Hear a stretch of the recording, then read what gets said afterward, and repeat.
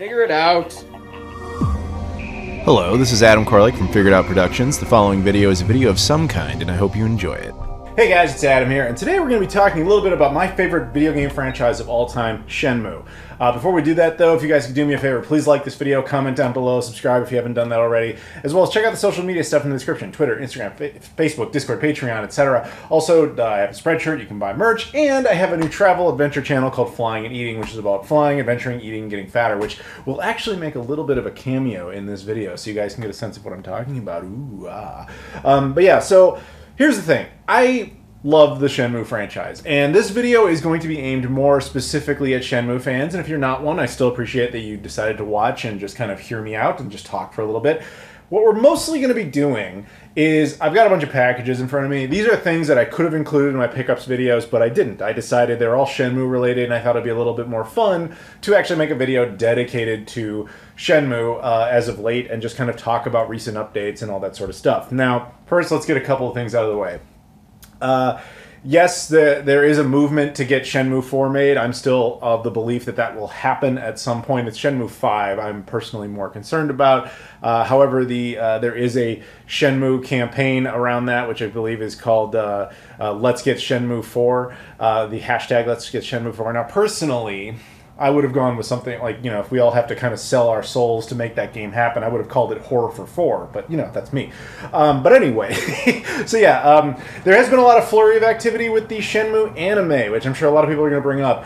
I've been told by a lot of people who do like anime that they love that anime, that they think that that's a very well-crafted version of the Shenmue storyline, and that it might be one of the better video game interpretations translated to not cinema, but to, let's just say, to the cinema format, if you will, which is great. I'm glad it's bringing in new fans and people are enjoying it. As a result, they have released some new merch on that basis. There was some new guide maps that came out in Yokosuka, Japan. I actually have those.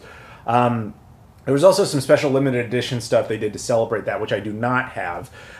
Most of that stuff wasn't really for sale, but some of it was. I was unable to get it, only because I didn't know about it, but whatever. Also in Europe, specifically the UK, Sega Shop Europe has, which is what they call themselves when really it's the UK, has been releasing a few different items. One was a special edition coin. I was not able to get that because they would not ship it here. There was also this cologne, which I did technically get, but I don't have in my possession. A mutual friend of myself and a bunch of others, we all kind of grouped together, and one guy named Chris, shout out to him, he was able to order a bunch and get them all together. He lives in the UK, but he could not ship them because they kept getting rejected by exit customs in the UK. So they're just sitting there until one of us goes to the UK and brings them back manually.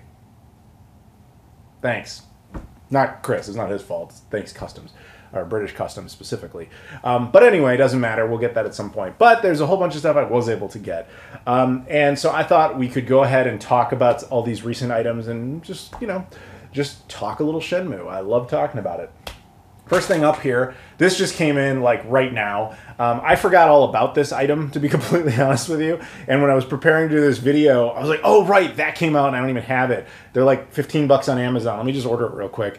This is something that came out from Numskull. Numskull is also a British company that has been releasing a lot of the Shenmue merch. And I was talking to Darren, I was one of the guys who works at Numskull. He's like, oh, we could send you one of those. But by the time they were like, that would have happened, it would have been like who knows how long. I was like, Amazon will get it to me in like a day. Don't worry about it. It's $15. I don't really care that much. So thank you to Numskull. They would have sent this.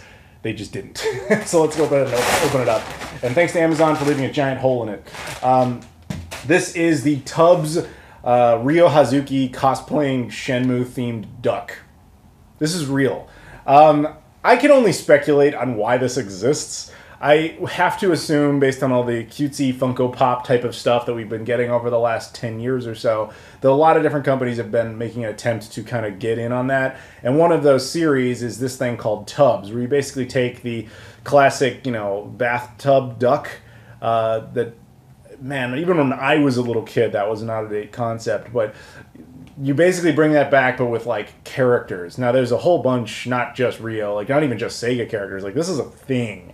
I personally, not behind that, but I did like the idea of Ryo Hazuki sort of having a figure here. Because Ryo, funny enough, despite how old Shenmue is, how big of a franchise it is relatively, granted it's a niche one, he doesn't have a lot of figurines or merchandise. So this was kind of an interesting one. So technically speaking, if you include this, this is like the third figure of Ryo Hazuki ever made.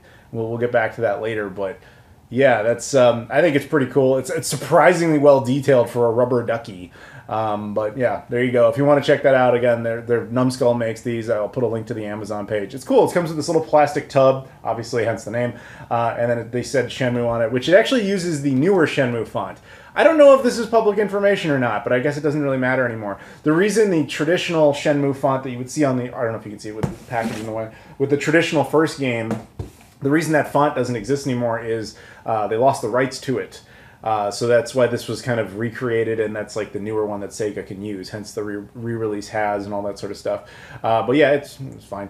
But there you go. It's pretty cool. And like he's got the little jeans over his tail, and then the jacket, which is surprisingly detailed. And yeah, they put a lot of effort into this. This is cool if you like Shenmue for sure. Now, would I actually take this into the bathtub? No, but it's cool nonetheless. So that is a recent, very affordable piece of Shenmue merchandise. Next up is something a little more bizarre and something I think only the super fans would really care about. Now let's open it up so you can see it first. I want to give a huge shout out to a guy named Marcos because he was the one who sent this to me. I did pay for it, but he put in the effort, so that'll make more sense in a second. Let's just get through all the paperwork, if you will. This came from Brazil, which is why this is complex, or was complex to deal with. We can got the paper part off now. All right, that's away with that. And now we get down to the plastic, cardboard and tape. And thank you, Marcos, because you did a very good job bundling this up. Inside, we have two PS4 copies. Let's make sure there's nothing else there. Yeah, this is well packaged. These are two PS4 copies of Shenmue 3, which may not seem like a big deal. Actually, what's interesting about this is the Brazilian edition of Shenmue 3. Now, one of these is mine. One of these actually belongs to my buddy James Reiner, who you guys would know if you're in the Shenmue community, I'm sure, because everybody seems to know him. He's a friend of mine, and yeah, he wanted one of these too, so it was just more cost-effective to ship them together, so I'll just hold on to that for him. But yeah, so Shenmue 3, the Brazilian edition. Now, obviously, I have the game. I had a million different versions of it. Here's the thing.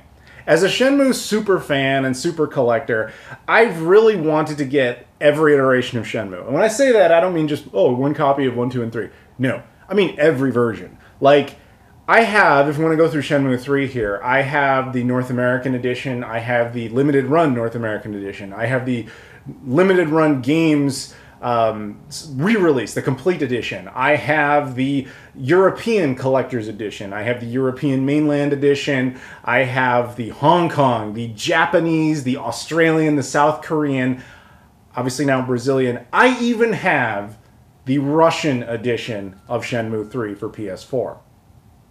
Oh yes, I made a special effort to get every version of this I possibly could. So yeah, this one's in full Portuguese and everything, which is really very neat. Now, there may be other versions of this I'm not aware of. There's only one I do know exists that I do not have, which is the Mexican version. The Mexican version, from what I can tell online, is actually just the American version.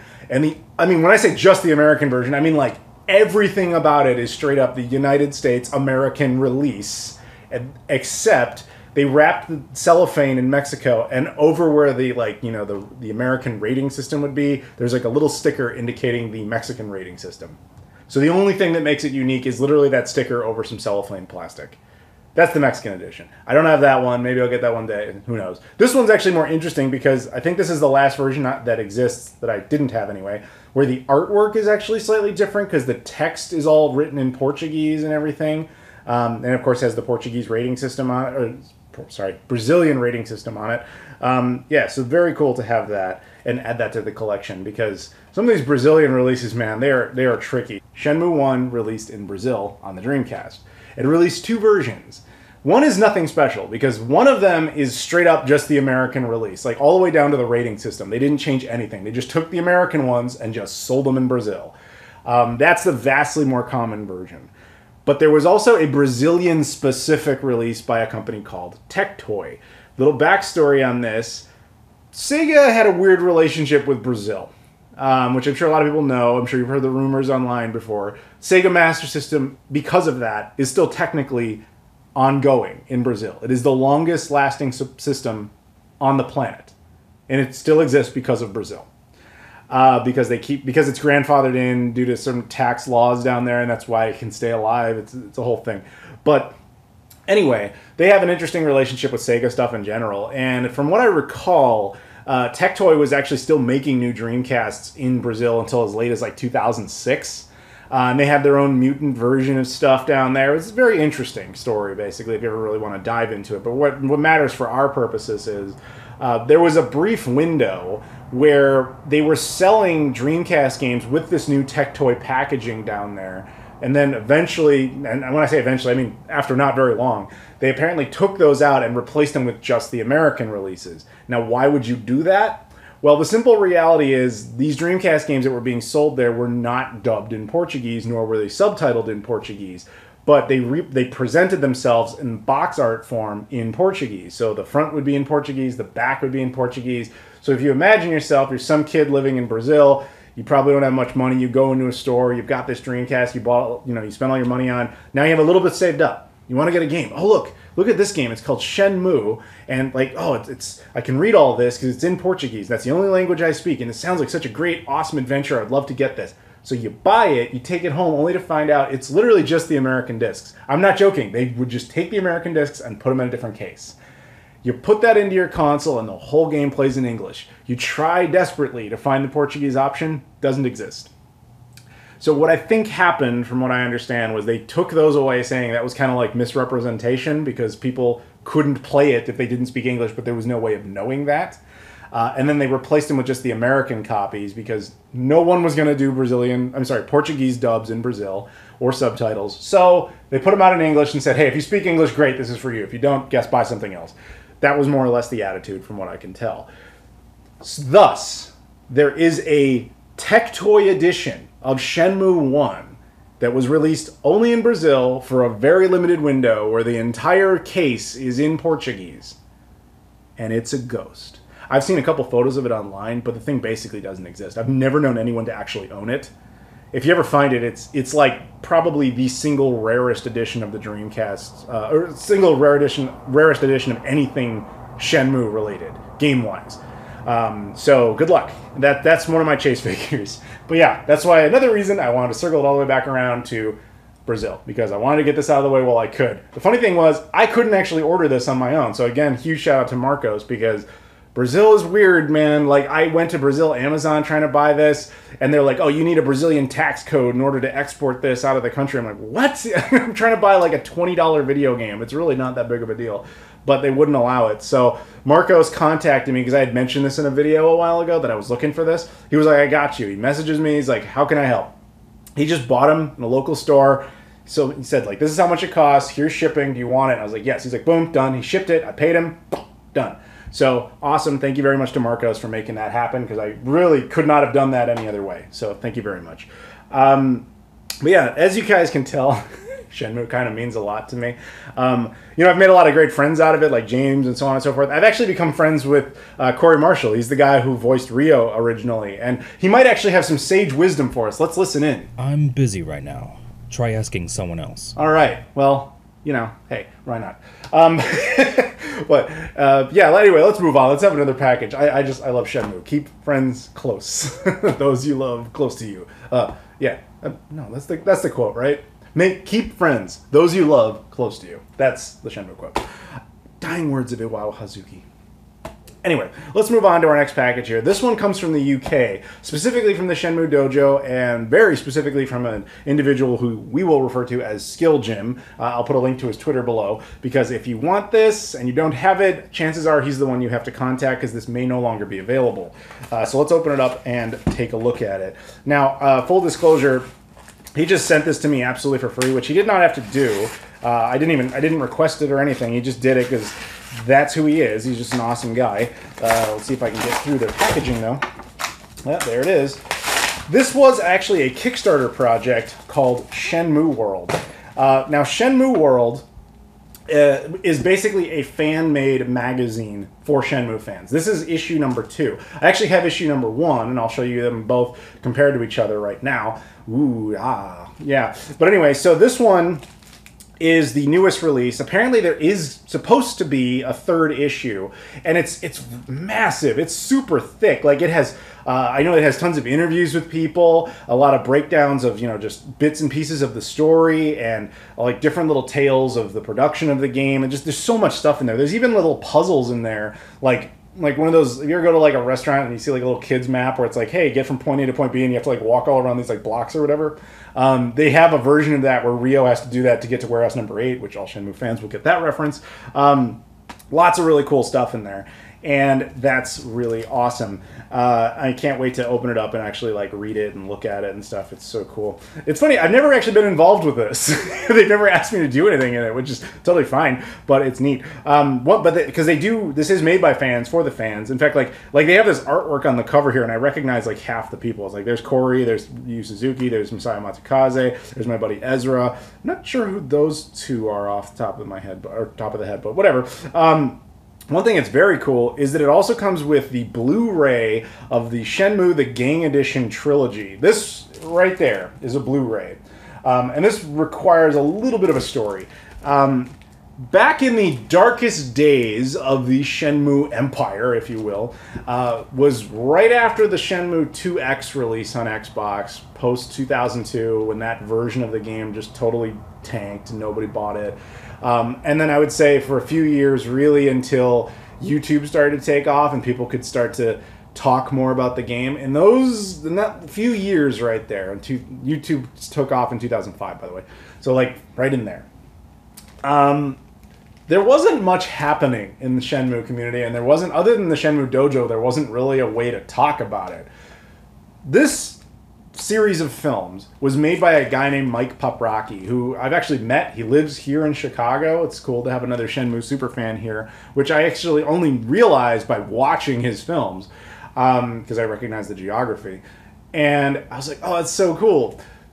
This guy, when he was a high school student, he did what a lot of us nerds do in high school. You have this idea to make a movie. And you get your buddies together and you just kind of have some fun and try to tell a story. Most of those projects, I mean, I did them myself. Most of them don't really go anywhere. You have some fun making it. You learn how to hone your craft a little bit. I've still got a few of mine laying around, but I never tried to make anything this ambitious. He and his friends decided, we are going to make Shenmue the movie because Sega won't do it. And then we're going to make Shenmue 2 the movie because Sega won't do it. Oh, Sega won't make a Shenmue 3 because at the time Shenmue 3 didn't exist. We're going to write our own Shenmue 3 and make it into a movie. And I mean, it's high school era stuff, but it's surprisingly charming.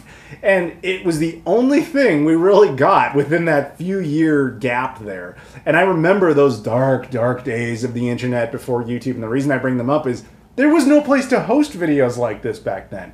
He would have to like put them up on the forums in like small little chunks, and you would download these like super low resolution clips of his film. I think it was broken up into like 9 or 10 clips that were in like real media format, for anybody who remembers that, in super small size, but it still took all day to download. And you would watch it in this low little tiny window and be like, oh my god, they made a Shenmue movie. And it was Shenmue 2 actually when I realized that they were in Chicago, because if you've played Shenmue 2, and there's a good chance you have if you're still watching this video at this point, there's a part near the beginning where Ryo goes to a park and there's a fountain. It's called Pigeon Park, and there's this big fountain. There's actually a fountain that looks almost exactly the same as that in Chicago. And I believe, funny enough, and no offense to the British, I think it's actually called Buckingham Fountain here. And I saw it in his film, and I was like, I know exactly where and then they did, of course, they did a shot like that showed buildings. And I was like, oh man, they're in Chicago. How cool is that? So it was just one of those like awesome moments you remember. And all of that is to say that when they did this, I don't know how they did it, I don't know what wizardry they used, but Mike got a hold of his sources of the original films, and he did his best. I don't know if he did it or if they had someone else do post-processing or what, but they did some sort of high-definition restoration. Like, how great it could really look, I don't know, because I'm assuming it was shot on VHS. I don't know that, but I'm assuming. And so they probably did the best with what they could with modern toys, if you will, but there it is. This is the only way to get a physical Blu-ray edition of those films. They're all right here on this disc, exclusive to this. The other cool thing about this that I've come to understand is on the back, if you have this sticker that says Shenmue Dojo, with that particular one. That means your copy of the magazine has a photo inside of it of my buddy Corey Marshall that he actually autographed, which is, I appreciate that, but again, he's a friend of mine, so it's, I mean, I have a signature right there, but yeah. Anyway, so thanks, Corey. No. Leave me alone. I don't want to be a part of this. More importantly, thank you to Skill Jim and all the fans who put this together. That's awesome, and I'm sure there'll be a third one because Shenmue fans really don't like waiting for 3s. 4s we have to start learning to deal with, but 3s not so much. So there you go. Next up, we have a very odd item. I will say about this, if you want any chance of getting it, like I said, Skill Jim's Twitter information will be in the description. You can contact him, but I can't promise they're still available. Sorry. Now, back to this. Yes, we have a very unique item. In fact, I would say this is, I'm not going to call it the rarest item, but it's definitely the only one of its kind. It's the most bizarre item on this table. Let's go ahead and just open it. This is, wow, he really went all out. He actually made a case. This is an 8-track of the Shenmue 1 score. This requires an explanation, right? Okay, so let's get into this. This is the only copy of this that exists currently.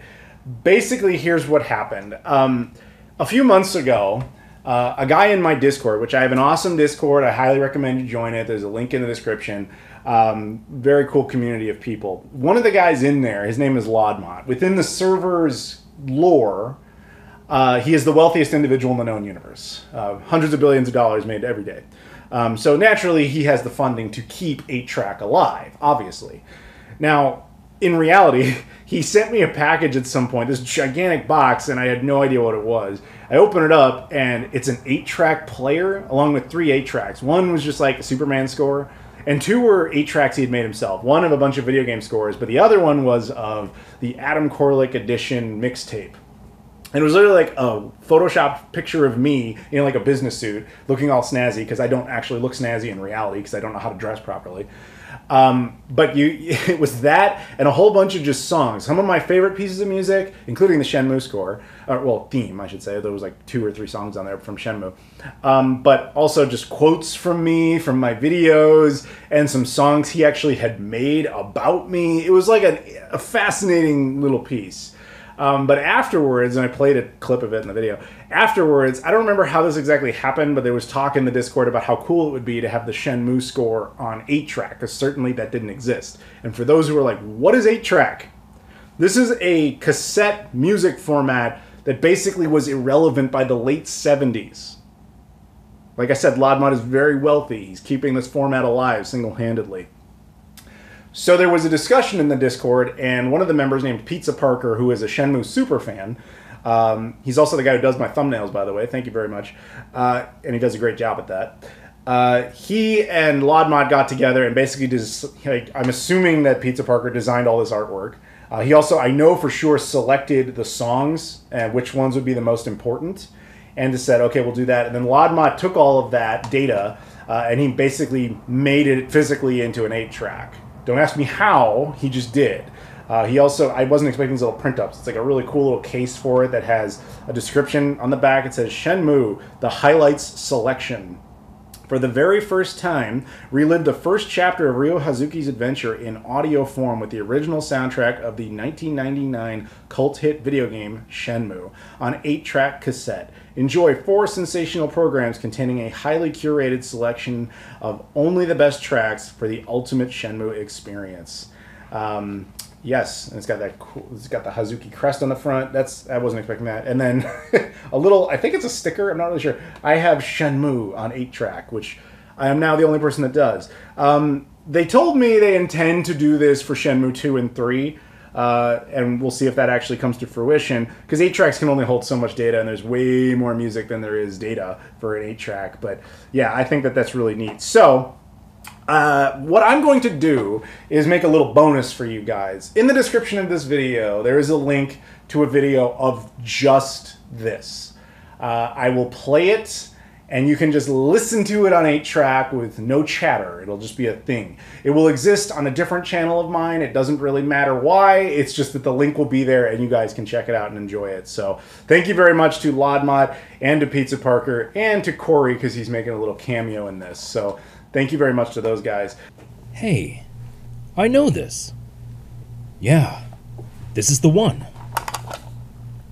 All right, this is it.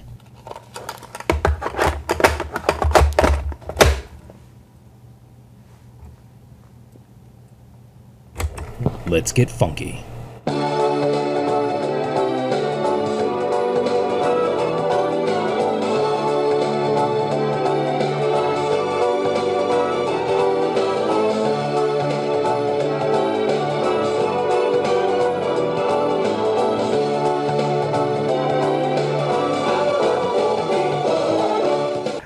Now, we'll move on to something you can actually acquire, because I'm sure a lot of you, well, maybe not a lot of you, maybe like 2 of you, are like, wait, where do I get that? Talk to Lodmot. He's in the Discord. I have no idea if you can actually acquire this or not. Yeah, he actually, dude, he even went out of his way to put, like, copyright stuff on the bottom, like, yeah, okay, whatever. I can't even read it, it's so small. But anyway, let's move on to the last thing here. Now, this is sort of what triggered my motivation to do this whole video, because this arrived at the same time all this stuff did, and this was like, this was really cool. This is cool. And I wanted to talk about it, but then, yeah, I just felt like this is big enough. I'm sure a lot of you, if you're Shenmue super fans, kind of already know what this is, so let's just open it up and take a look at it. This was sent to me directly from Numbskull, specifically from Darren at Numbskull, again, because he's very cool. He actually had contacted me, I want to say almost like a year ago. It's been a while. And he kind of started picking my brain about this thing before it was public. I really had nothing to do with anything. I just kind of gave him a couple of notes here and there from what I recall, and that was about it. But ultimately, he sent me one, so here we go. This is the Ryo Hazuki Shenmue figure from Numbskull, which is really cool. So let's talk a little bit about it. First of all, this has actually been out for a minute, so I know people have done some videos on it. I know people have had it for a while. They pre-ordered it. Mine took a little longer just because originally the plan was to get me one early, but then production didn't quite work out that way, and I was like, dude, it's fine. Don't worry about it. But ultimately, he did come through, and he got that to be made, so I appreciate that. This figure is fascinating to me. To the point where I remember I was talking to Corey for a bit, and you know, they wanted Corey to sign a couple if possible, and I arranged that for them.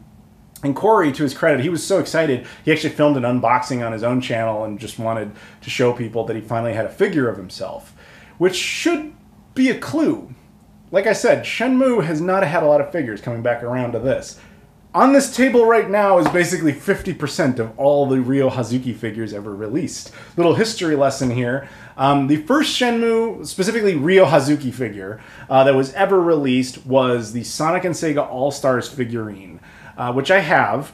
And it's not in the best of shape because nobody's is. That was a very bizarre item. It only came out in Europe and it was never sold. Sega of Europe produced 1,000 of these and then shipped them off to random people in the Sega forums at the time. Strange choice. So a lot of people ended up with them who didn't really want them. Some people sold them, some people kept them, some people simply discarded them because a lot of them were shipped broken because they weren't packaged particularly well and they just kind of fell apart in shipping. And I know because when I got one, it was through eBay. Some guy was like, I got this, I didn't order it, I don't want it, I'll sell it for 30 bucks. Keep in mind, it's not in the best of shape. I got it, and it was like a couple of pieces had broken off, so I super glued them back together because that's really all you could do. And now it's fine, it's presentable. But I didn't pay much for it. But it's technically the first Ryo Hazuki figure ever, and it's never really discussed because it was so badly handled. Eventually, we got the first 4 figures. Now, those were nice. Those things were super great. I don't know what material they were made out of. It was like resin or something. I did videos on them at the time, and those were fantastic. But they were also really expensive. They were like 200 bucks a pop. I think it was regular was 200, and like the limited edition was like 300. Like they were super expensive and really, really, really just for super fans. So Corey, who voices the character, could not own the first figure because it was essentially impossible to acquire. The second one was financially prohibitive. I mean, Sega didn't send him one. Actually, it would have been First 4 Figures who would have been responsible for that. And the Lan Di figure is not him, but it's also First 4 Figures. And I'm not including that Shenhua figure either, because that's not Ryo. So you get all the way to the point where, like, only recently did they have something affordable, but this isn't really Ryo, it's a duck. No knocking against it, but it knows what it is. It's a duck. This is the first time you have an affordable Ryo Hazuki figure. And to that end, I think it's real. This is just a coincidence. I only just found out about this.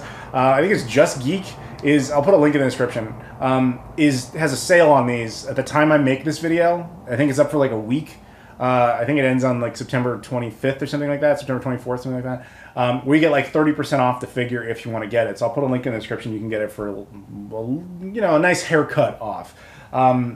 Let's open it up and take a look at it. But yeah, so this is, it was pretty cool to see, you know, Corey actually get excited about the fact that he finally, after over 20 years of playing the character, had some sort of physical representation of himself, like, as the character. Because Corey's very much a minimalist. He doesn't really keep a lot of stuff. He doesn't really collect a lot of things.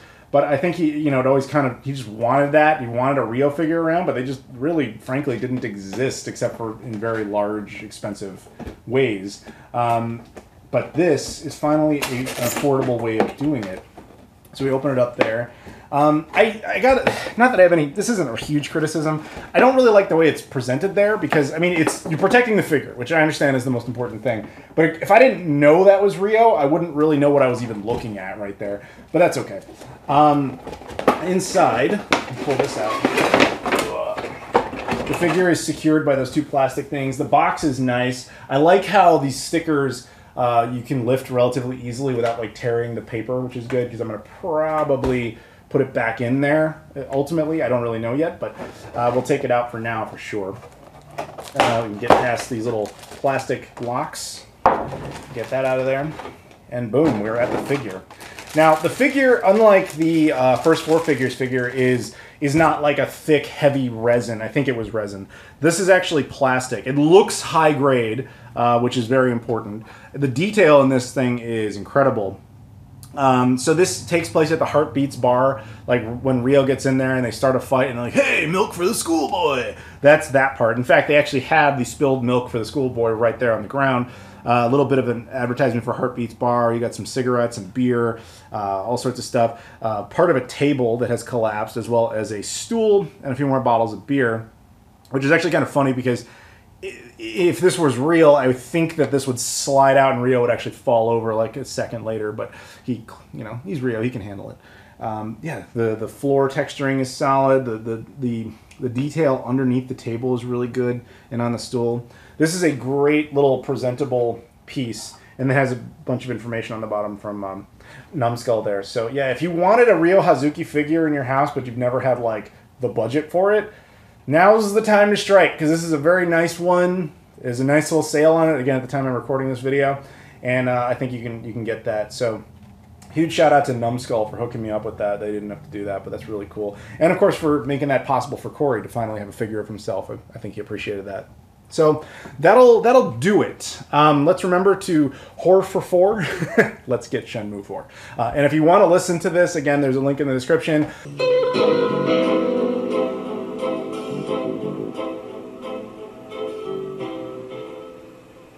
Wow. 8-track is pretty cool. But I don't have time for this. I must find Lan Di. Hashtag, let's get Shenmue 4. If you want to get this, link in the description to that. You can try to get Shenmue World. There's a link there as well. I don't know about getting all those other variants of the console. You might have to try pursuing that by some other means. Oh, and I guess you could buy the Tubs thing up. Again, I'll put a link in the description to the Amazon page. But yeah, thank you guys very much for watching. Oh, you know what? I forgot. I was going to show you something, wasn't I? Yes, I'm going to let past me explain an adventure I was having. Shenmue fans, I want to show you guys something cool. So currently I'm in Vancouver, British Columbia, Canada. Now, if you know your game lore, and I'm sure you do, you know that Nozomi ended up moving to this area of Canada. And within game, she would have ended up here in like 1987 and potentially lived out her whole life here. Now, what's interesting is, I want to show you something. There's a place here called Katsu-san. Now, only a few years ago, according to Google, with images I'll provide, this used to be called Nozomi Sushi. So I like to believe that Nozomi lived out her life here, had her own sushi place, and maybe now she's retired, went somewhere else. Who knows? Or maybe the business went under. We don't really know. Spoilers, Shenmue 4, we'll find out. Yeah, so you can see why I almost forgot that that was a thing. But that's kind of neat, right? If you're a Shenmue super fan, that's pretty cool. Like I said, I do a whole travel channel where I just go and explore and look for things like that. So maybe you guys will get a kick out of it. I'll put a link to that in the description as well. But yeah, thank you very much for watching. Again, please like, comment, subscribe. Hit up the social media stuff in the description. Twitter, Instagram, Facebook, Discord, Patreon, Spreadshirt. If you want to buy merch. I think there's actually some faux Shenmue merchandise in there as well. But yeah, thank you very much for watching, and I'll see you all later.